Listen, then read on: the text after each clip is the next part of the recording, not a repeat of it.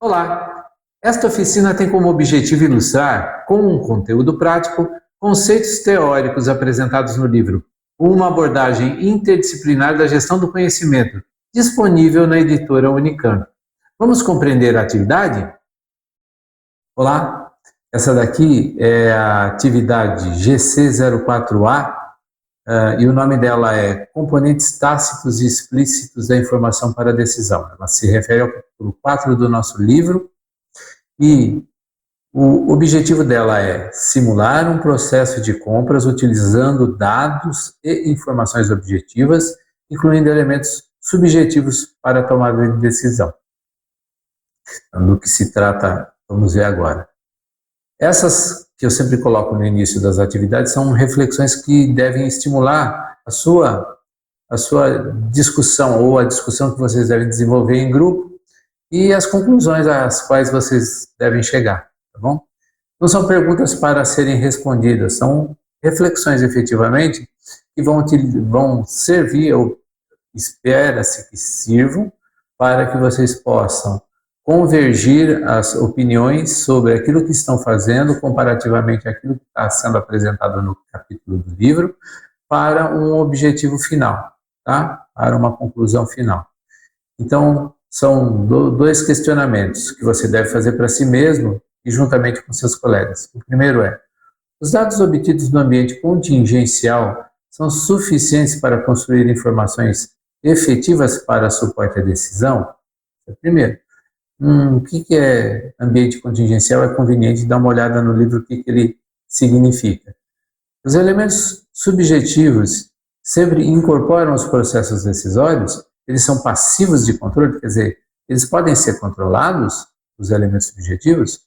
O que fazer na pesquisa é o próximo tópico. Leia o capítulo 4 do livro para compreender a base teórica necessária à compreensão dos conceitos aqui estudados.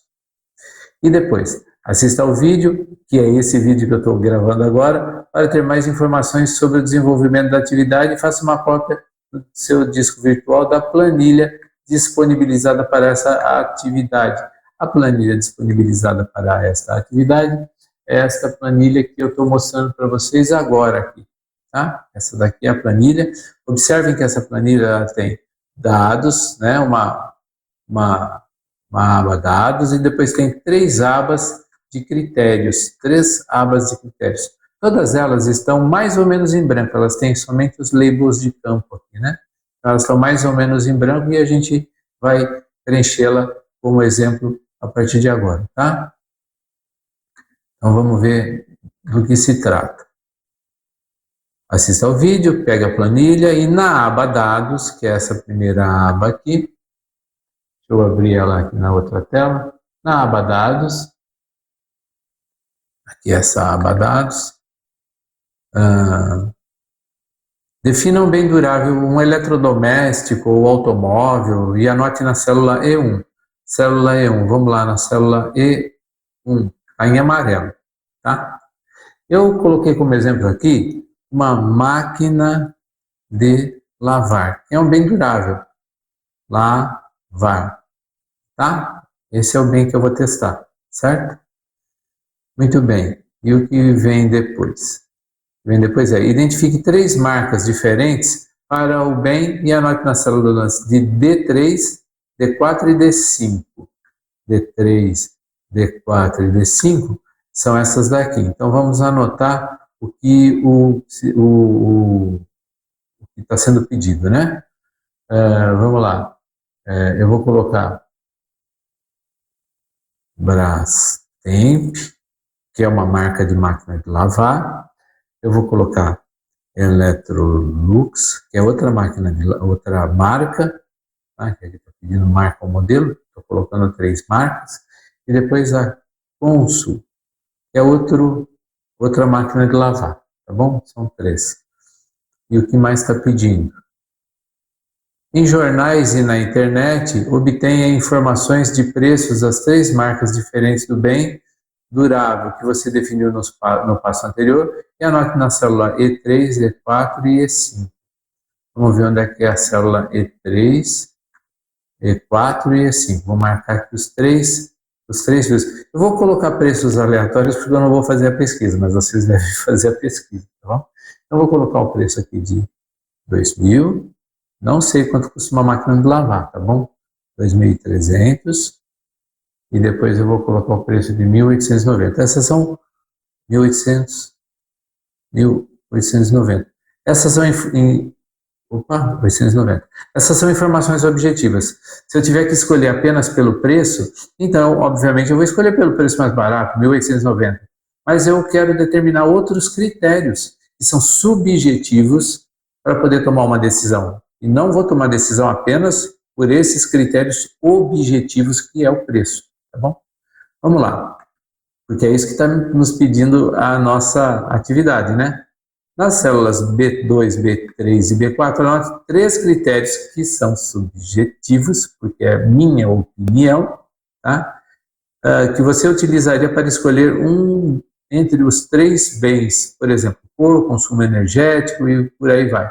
Bom, eu vou colocar os meus critérios, mas não são objetivamente nem obrigatoriamente os seus critérios, os critérios do seu grupo. Então, conversem e definam critérios para aquilo que você está supondo que vai comprar, tá bom? Eu vou colocar aqui. O primeiro é aqui, ó, consumo energético. O segundo critério é capacidade, porque eu quero uma máquina grande, porque eu tenho uma família grande, então eu quero capacidade para lavar bastante roupa. E durabilidade. Então, são 3 coisas que eu vou levar em consideração para tomar decisão sobre esse bem, tá? A compra desse bem. Então, já montei essa primeira planilha. Vamos ver o que está me pedindo em sequência. Nas abas critérios, faça. Na aba critério 1, 2 e 3, coloque valores 1, 3, 5, 7 ou 9, que são os graus de preferência em relação aos critérios, tá? Nas células vazias B, C e D. Então, vamos lá nos critérios e eu vou ver o que está se processando aqui na aba de critério 1. Olha lá, critério 1 está assim, já está com Brastemp, Electrolux e Consul, e aqui eu tenho Brastemp, Electrolux e Consul para consumo energético. O segundo critério é Brastemp, Electrolux e Consul, Brastemp, Electrolux e Consul, porque é uma matriz quadrada, para capacidade, que é o meu segundo critério em que eu coloquei aqui, né? Capacidade. E provavelmente o terceiro é durabilidade, tá bom? Então é isso que a gente vai fazer. Vamos começar a preencher os critérios com base, eu estou aqui em critério 1, com base nessa tabelinha que eu disponibilizei para vocês aqui, que também está no livro, e esses pesos numéricos aí vão ser colocados, só que eles representam uma igualdade, quer dizer, uma é igual à outra, tanto faz uma quanto outra, ou então, uma fraca importância, essa daqui é um pouquinho melhor do que a outra, ou então, importância forte de um item sobre o outro, então, importância muito forte, importância extrema, quer dizer, isso é incontestavelmente uma qualidade de um determinado bem em relação a todos os outros. É isso que a gente vai fazer agora. Vamos colocar nesta matriz quadrada o que significam cada uma dessas situações. Então, a gente vai fazer isso sempre em linha, tá? Então, aqui, para mim, entre Brastemp e Brastemp, é 1. Por quê? Porque é igualzinho, né? Entre Brastemp e Brastemp, Brastemp. Agora, entre Brastemp e Electrolux, para Electrolux, eu considero 5, mas é uma opinião minha. É lógico que vocês vão fazer isso trocando ideias entre vocês do grupo, né? Mas, para mim, a Brastemp ou a Electrolux, a Brastemp em relação a Brastemp em relação à Electrolux, que está na coluna, é 5. O que é 5? Tem uma importância forte de um item sobre o outro. O item Brastemp sobre o Electrolux, para mim, é 5. Então, observe que entre o alto valor e o alto vetor, que está explicado no livro o que cada um significa, e eu acho muito conveniente você olhar lá no livro o que representa alto valor e alto vetor, tá bom? Não faça as coisas no lusco-fusco. Se você tiver dúvidas, por favor, me pergunte. Porque é um modelinho matemático muito simples. Mas, de repente, é louvável que você tenha dúvidas e é importante que você resolva todas essas dúvidas, porque, afinal de contas, você tem que chegar a uma conclusão objetiva sobre aquilo que você está fazendo. E agora eu vou avaliar a Brastemp em relação a Consul. Na minha consideração é 7. Mas eu estou dizendo assim, em termos de consumo energético, por enquanto. Então, estou colocando ranking para o consumo energético. Depois eu vou fazer isso para as outras situações. E é sempre em linha que eu faço, que eu vou fazer o processamento. Tá? Muito bem. Agora, a Electrolux, em relação à Brastemp, em termos de consumo energético, eu vou dizer assim, bom, ela tem uma fraca importância em relação à Brastemp. Então, vou colocar isso daqui.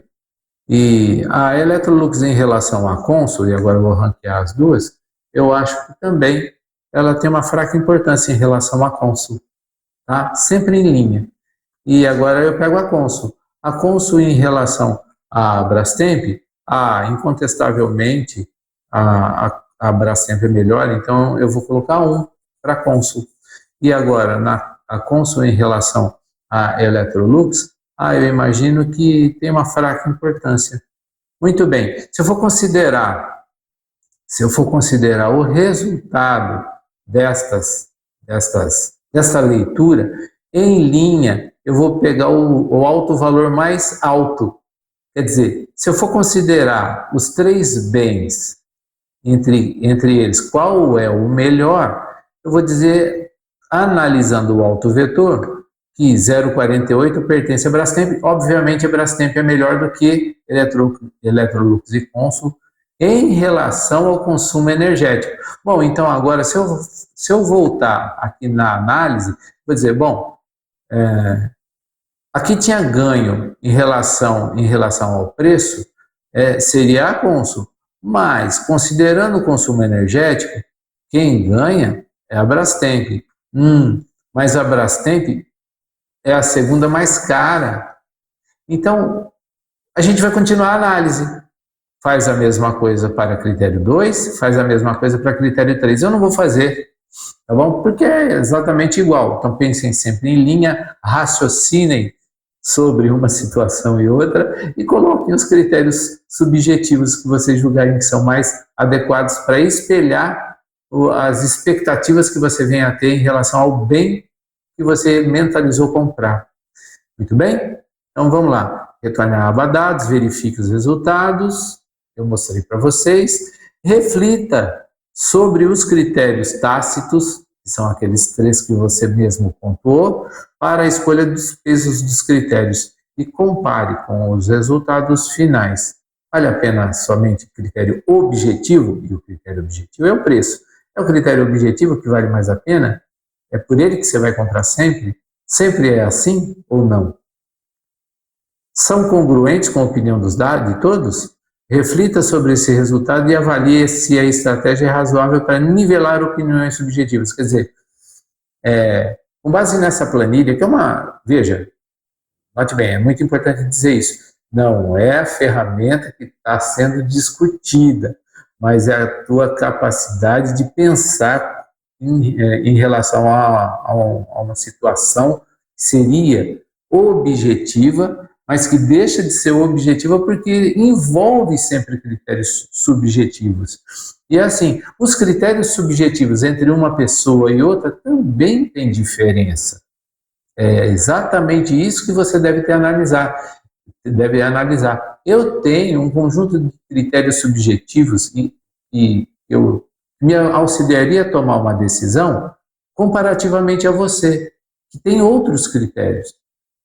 Será que a junção desses critérios que você apresenta, mais os critérios de outras pessoas que participam da decisão com você, não são muito importantes? Quer dizer, esse conjunto não te leva a uma decisão muito mais acertada do que se você tomar uma decisão sozinho? É isso que é a reflexão.